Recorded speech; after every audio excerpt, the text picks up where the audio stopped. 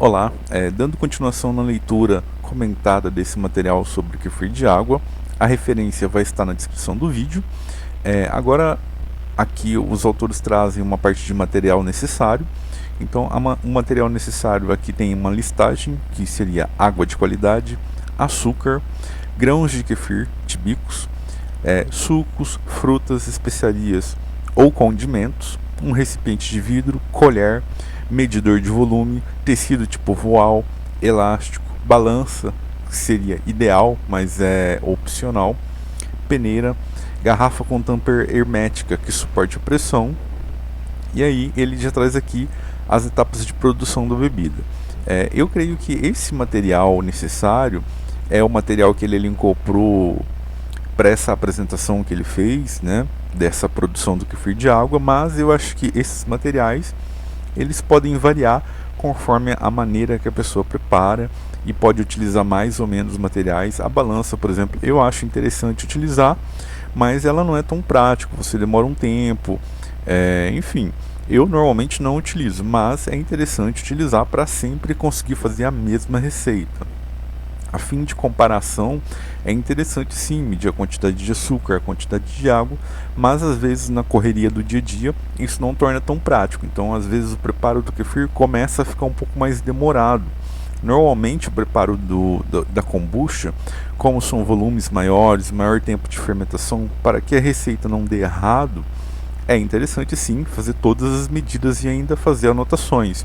Mas no caso do kefir de água, como é uma fermentação muito rápida, que a cada 24 horas já dá para preparar uma nova, então errar em uma fermentação acaba não impactando tanto, pensando do ponto de vista caseiro e artesanal.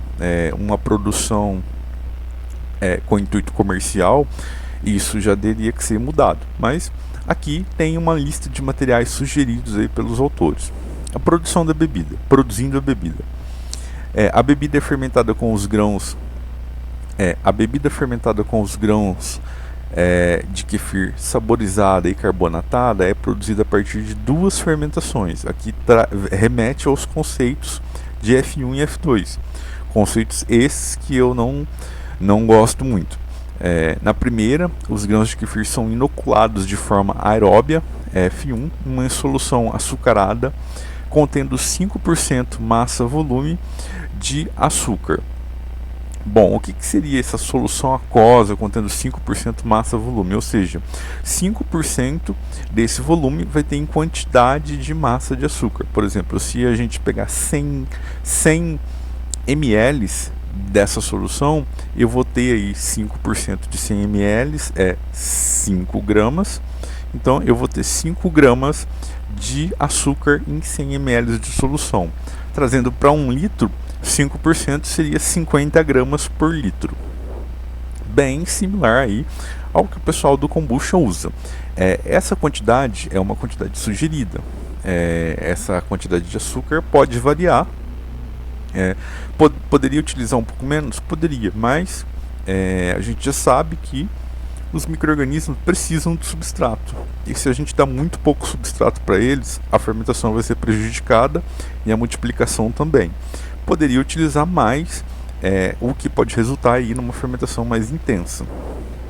E aí, ele fala aqui a questão também de 5% de grãos em relação ao volume de água. Ou seja, se utilizou 100, por exemplo, se utilizou 1 litro, 50 gramas de grãos de kefir. Notem que há uma proporção aí. A mesma proporção da quantidade de açúcar é a mesma proporção de grãos. Isso é uma proporção que pode ser um ponto de partida para as nossas fermentações, não é uma regra. O legal de fermentação é que normalmente não existe regras, existe aí caminhos que podem dar certo, mas seria um ponto de partida. Se você tem dúvida, quanto de açúcar eu utilizo e quanto de grãos eu utilizo, sempre procure utilizar como ponto de partida para sua fermentação a mesma quantidade, uma colher de açúcar, uma colher de grãos em, por exemplo, 200 ml de água ou 250. A partir daí, vá testando conforme o seu gosto, conforme a cultura for se desenvolvendo. Se você observa que está se multiplicando bem, você pode reduzir um pouco a quantidade de grãos ou reduzir um pouco a quantidade de açúcar, e aí vai do seu gosto e realmente precisa teste. A prática nessa hora faz toda a diferença. E aí ele falou aqui que são incubados a temperatura ambiente durante 24 ou 48 horas, conforme é ilustrado na figura 1. Então aqui tem a figura 1, os grãos do kefir desenhadinho aqui, vai para a solução de água com açúcar mascavo, é incubado, essa incubação é o tempo da fermentação, e depois aqui peneira-se, separando os grãos, recuperando os grãos que tornam para a fermentação, e você tem aí o fermentado ou a água kefirada. Esse tempo de fermentação também é interessante testar, e o tempo de fermentação vai variar muito conforme a atividade da cultura, conforme a temperatura. A temperatura é um fator muito crítico nas fermentações, então normalmente temperaturas mais altas a fermentação é mais intensa, e temperaturas mais baixas a fermentação ela é mais branda, ela é uma fermentação mais lenta e devagar. Então precisa também testar. Ao término da F1, os grãos eles são drenados do líquido oriundo da fermentação, aí a água kefirada, que então é acrescido de suco, polpa ou pedaços de frutas, ou ainda especiarias ou extrato à sua escolha.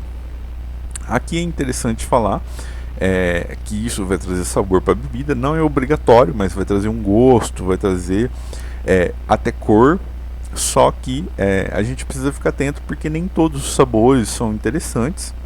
Alguns sabores podem ficar muito ácidos, a polpa de fruta pode trazer gosto de passado, pode trazer turbidez para a bebida.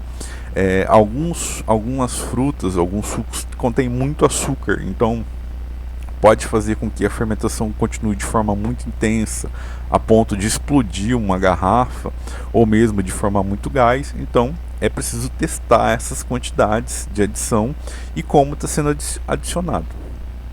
E aí fala que procede-se então a segunda fermentação em anaerobiose. Então ele pega aqui na figura 2 o kefir, a água kefirada, o kefir fermentado, adiciona o suco de fruta ou extrato vegetal na garrafa, mistura os dois e fecha a garrafa para que ocorra a carbonatação. Então o passo a passo da produção, primeiramente começamos preparando a solução de açúcar a 5%.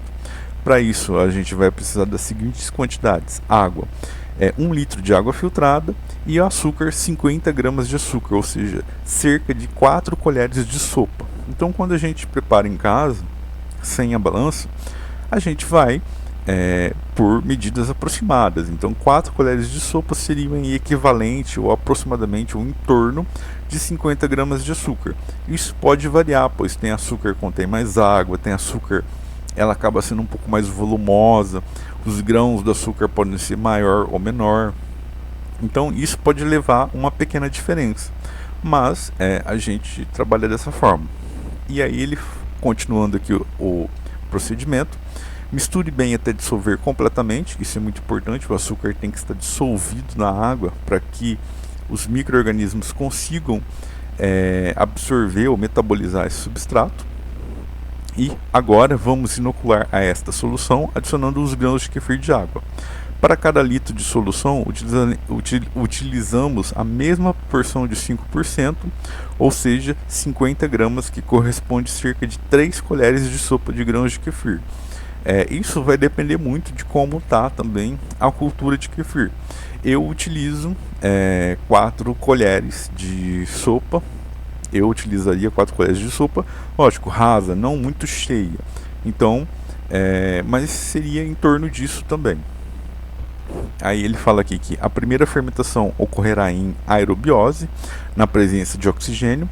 Para isso, basta cobrir o recipiente com a solução inoculada com um tecido de tipo voal ou qualquer tecido limpo e prender com um elástico. Também poderia utilizar um papel toalha, um papel filtro bem firme. Cuide para não deixar nenhuma abertura para evitar a entrada de insetos. Mantenha o frasco em um lugar com temperatura amena, em torno de 25 graus, fermentando durante 2 a 3 dias. Então aqui até o tempo já deu uma mudada, em vez de 24 horas, 2 a 3 dias. Claro, isso precisa ser testado e vai conforme o gosto e a cultura de cada pessoa. Após esse período, está pronta a água kefirada. Ela pode ser consumida natural ou ser utilizada no preparo de sucos, smoothie, drinks. Caso queira saborizar e deixar o kefir mais carbonatado, frisante, siga a próxima etapa. Aqui tem uma foto da cultura de kefir deles, então olha como que é esse grão de kefir. Ele acaba sendo até um pouco diferente do comum visto, então cada cultura às vezes acaba tendo um aspecto. Ali tem a água kefirada ou fermentado de kefir. Eu particularmente gosto de tomar ela pura, só que eu não tomo a temperatura ambiente, eu gosto de tomar gelado. Mas dá para fazer aí suco, gelatina, aproveitar aí para fazer batidas, desde que não aquecido esse líquido, os micro-organismos ali presentes vão continuar vivos. Então a gente tem o efeito probiótico que a gente deseja ou procura. Saborizando o kefir. Nessa etapa, a anaerobiose é garantida utilizando garrafas hermeticamente fechadas. Se forem utilizar garrafas de vidro, é importante que se faça o controle com uma garrafa plástica de volume correspondente para se avaliar o grau de carbonatação da bebida e interromper a F2 no momento certo, etapa que pode durar de 24 a 72 horas. Eu não recomendo utilizar garrafas de vidro porque a chance de um acidente ocorrer é grande, e se ocorrer um acidente, a chance de uma lesão de uma explosão com o vidro e gerar um machucado até grave é grande. Então eu não recomendo o uso de garrafas de vidro. Caso for utilizar, você utiliza uma garrafa PET de mesmo volume junto para poder comparar, porque a garrafa PET a gente consegue apertar e ver o quanto de pressão tem, a de vidro não. Então, e sempre tomar muito cuidado. E ele traz aqui que o controle do binômio tempo-temperatura é essencial para qualquer processo de fermentação de bebidas. No caso da produção do kefir, as características finais do produto podem ser modificadas a depender das condições do processo, ou seja, tempo e temperatura é que vão determinar, como eu disse anteriormente, temperaturas mais amenas, a fermentação demora mais, e temperaturas mais altas ela ocorre mais rápido. Mas também temperaturas altas podem favorecer o gosto de passado em frutas ou mesmo uma acidez mais acentuada, enquanto que temperaturas mais baixas pode deixar a bebida mais suave, até ocorrendo aí um dulçor residual que pode ser interessante para a bebida. E aí ele fala que um tempo maior de fermentação à temperatura ambiente irá resultar em um produto mais ácido, ao passo que um longo período armazenado sob refrigeração resultará em um produto com teor alcoólico mais elevado. Isso pode variar bastante, mas é o que ele disse aqui. Tempo maior à temperatura ambiente gera mais acidez, e em temperaturas mais baixas favorece aí a produção de álcool, mas não traz o quanto isso vai favorecer. Além disso, há de considerar a alteração sensorial do produto ao longo do armazenamento, devido à redução do teor de açúcar, aumento de acidez, do teor alcoólico e da concentração de CO2, que em uma situação extrema pode resultar no rompimento da embalagem devido ao aumento da pressão. Tudo isso altera a percepção e a qualidade do consumidor, a qualidade pelo consumidor, exigindo, portanto, maior controle por parte da indústria. Que importante. Caso você esteja partindo dos grãos de kefir congelado, deve-se realizar um procedimento antes de deixá-los deixá-los bem ativos. Para isso, prepare o kefir respeitando a mesma proporção, mas trocando a água a cada 24 horas. Após os 3 dias fazendo isso, os grãos estarão bem ativos, o que você perceberá pela produção de bolhas no meio da fermentação. E é muito também comum a gente ver aí grãos boiando como sinal aí da produção de gás da fermentação. As características do produto. As características da bebida podem variar significativamente, pois a produção artesanal naturalmente implica em menor padronização das condições de fermentação. Além disso, o produto continua fermentando mesmo quando é armazenado sob refrigeração.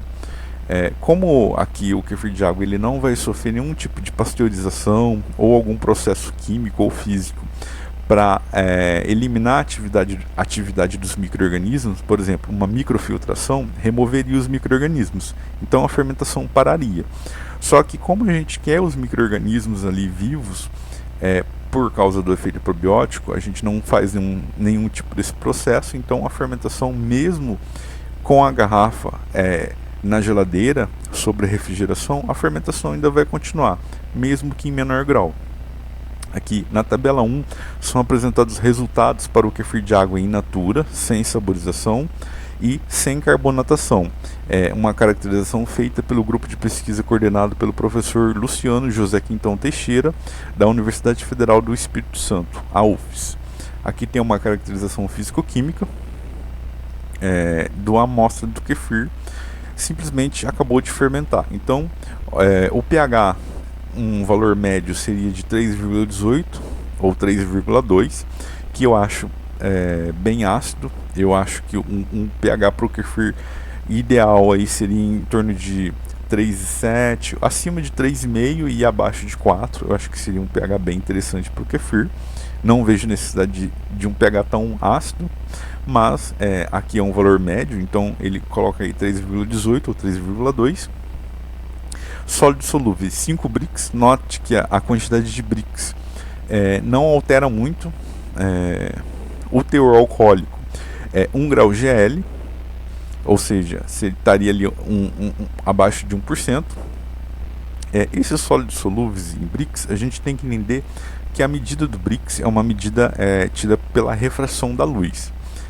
No refratômetro tem um prisma e ele pega a variação da luz que passa no líquido, e tudo que está dissolvido acaba impactando nesses Brix. Então, mesmo que o açúcar tenha sido consumido, se eu tenho ali sólidos dissolvidos como componentes que dão cor para a bebida, isso vai influenciar no Brix. E mesmo os produtos da fermentação, como ácido lático, glicerol, manitol, ácido glucurônico, ácido acético, eles também dão valores de Brix. Então, esse valor de Brix não é uma medida muito confiável, ou não é uma medida muito certeira para a gente utilizar, mas também é um parâmetro aí que dá para ser controlado de maneira bem simples.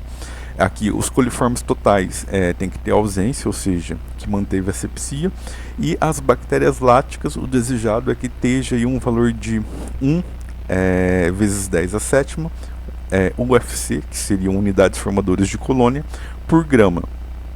Isso garantiria aí que a gente estaria tomando uma quantidade de bactérias suficiente para ter um efeito probiótico. A caracterização físico-química e microbiológica da bebida, logo após ser fermentada, indica um produto de elevada acidez, levemente alcoólico e de segurança microbiológica e elevada população de bactérias láticas. É importante ressaltar que, por ser um produto elaborado artesanalmente, cujos grãos podem variar em termos de micro-organismos presentes, os resultados acima apresentados, eles podem variar de maneira significativa, não representando, portanto, um padrão para esse tipo de bebida. Então, como a gente tem, por exemplo, para kombucha, a gente tem uma padronização, tem até um pique do kombucha, que seria aí uma norma de padronização para o kombucha, visto que a cultura do kombucha ela não altera muito os micro-organismos. A dinâmica de micro-organismos na cultura ela é bem constante ou bem parecida.